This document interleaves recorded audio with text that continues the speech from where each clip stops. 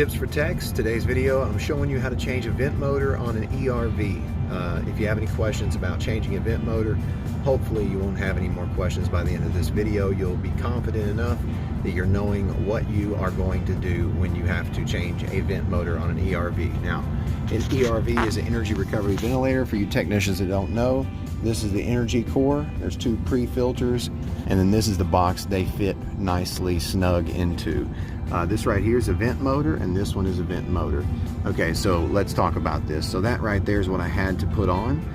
There's the old one, and it's got 4 wires, and then it's pretty small. So what do you do to change this motor? First thing you do is you take off this cover, and there is a screw right there in the cover, and it holds the cover on, and it's a Phillips screw. So make sure you have a Phillips screwdriver. And then this right here is the motor.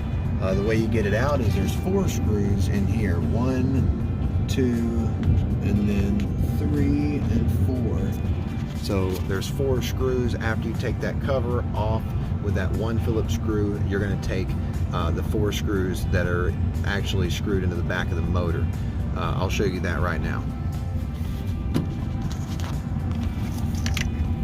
This is the back of the motor. And I'm going to show you there's only 5 screws necessary to take this thing out. See, look at that. 1, 2, 3, 4.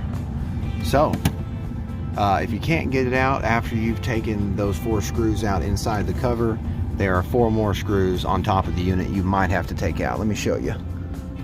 All right. 4 screws right there. All right, you see that? All right, thanks for watching, guys.